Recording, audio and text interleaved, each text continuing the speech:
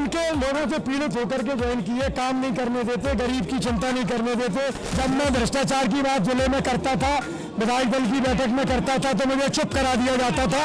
इस पीड़ा से भी पीड़ित था मैं।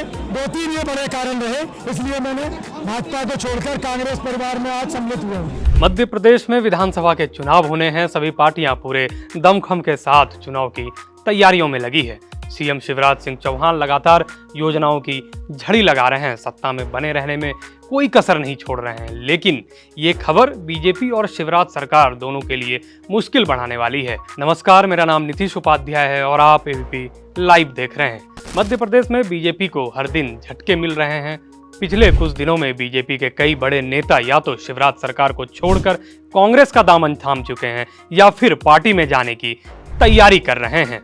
हाल में ही पार्टी के 9 कद्दावर नेताओं ने शिवराज सरकार का साथ छोड़ दिया है।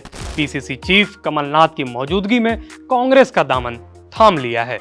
ऐसे में बड़ा सवाल है कि आखिर राज्य में एक के बाद एक नेता कांग्रेस का दामन क्यों थाम रहे हैं। इससे पहले आप जानिए कि वो 9 नेता कौन हैं जिन्होंने बीजेपी का साथ छोड़ कांग्रेस का हाथ थाम लिया है।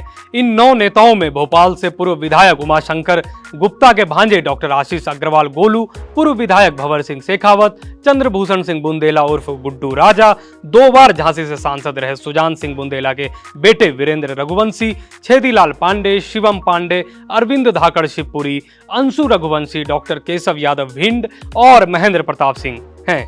भ्रष्टाचार का आरोप। मध्य प्रदेश में विधानसभा चुनाव में भ्रष्टाचार एक बड़ा मुद्दा बनकर उभरा है। कांग्रेस पार्टी लगातार शिवराज सरकार पर भ्रष्टाचार का आरोप लगा रही है। कांग्रेस के प्रदेश अध्यक्ष कमलनाथ ने तो राजधानी दिल्ली में बन रहे मध्य प्रदेश भवन में भ्रष्टाचार होने का आरोप लगाते हुए कहा है कि शिवराज सिंह चौहान का एक ही मंत्र है, पैसा दो और काम लो। कांग्रेस के प्रदेश अध्यक्ष कमलनाथ ने हाल में ही सोशल मीडिया पर ट्वीट करते हुए कहा कि शिवराज सिंह चौहान भ्रष्टाचार पर एक्शन नहीं करते बल्कि हर एक्शन में भ्रष्टाचार करते हैं।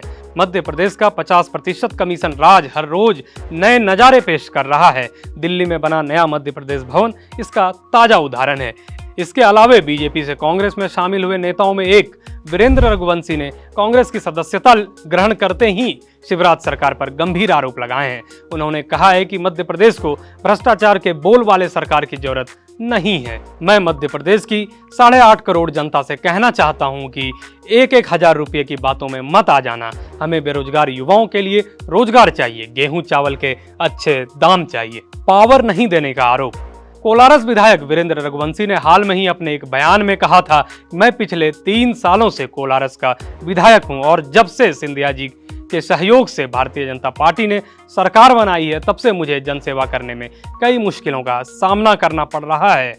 उन्होंने आगे कहा है कि मैं विकास के मुद्दे को उठाता था लेकिन उसे अंजाम देने के लिए पार्टी के प्रभारी मंत्री तक मेरी मुलाकात शिवराज जी से नहीं कराते थे। वीरेंद्र रघुवंशी का आरोप है कि वर्तमान में भारतीय जनता पार्टी एक खास परिवार के वर्चस्व के अंदर आ गई है। इस खास परिवार से उनका इशारा कहीं ना कहीं ज्योतिरादित्य सिंधिया परिवार से था।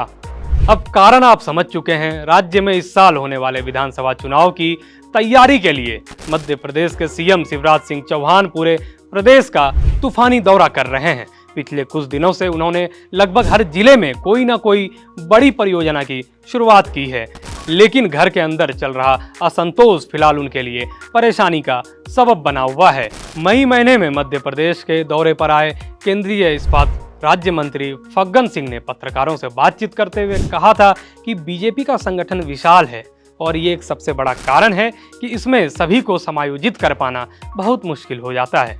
उन्होंने पत्रकारों के सवाल का जवाब देते हुए कहा था कि मध्य प्रदेश और छत्तीसगढ़ की राजनीति का जो चरित्र है वो उत्तर प्रदेश और बिहार के जैसा नहीं है।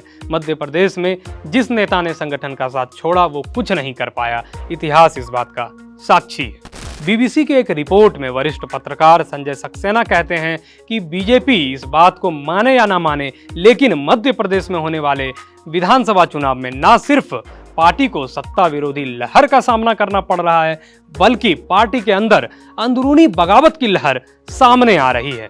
उन्होंने कहा कि राज्य में लगातार बीजेपी के सत्ता में रहने के कारण न सिर्फ संगठन कमजोर हुआ है बल्कि उसकी सत्ता पर निर्भरता भी बढ़ गई है। जिस पार्टी को कुशाभाऊ ठाकरे कैलाश जोशी, नारायण प्रसाद गुप्ता, प्यारेलाल खंडेलवाल और सुंदरलाल पटवा ने प्रदेश में खड़ा किया, वो शिवराज सिंह चौहान के कार्यकाल में सत्ता के इशारों पर काम करने को मजबूर हो गई है। संजय सक्सेना के मुताबिक मध्य प्रदेश में बीजेपी की सत्ता और उसके संगठन में समन्वय की साफ कमी दिख रही है। राजनीतिक जानकारों की माने तो फिलहाल बीजेपी के लिए सबसे बड़ी जिम्मेदारी संगठन के असंतुष्ट नेताओं से निपटने की है, जिसे पूरा किए बिना उन्हें चुनाव में बेहतर परिणामों की कोई गारंटी नहीं मिल सकती है। फिलहाल के लिए दीजिए इजाजत। देश और दुनिया की हर अपडेट्स के लिए देखते रहिए एबीपी लाइव।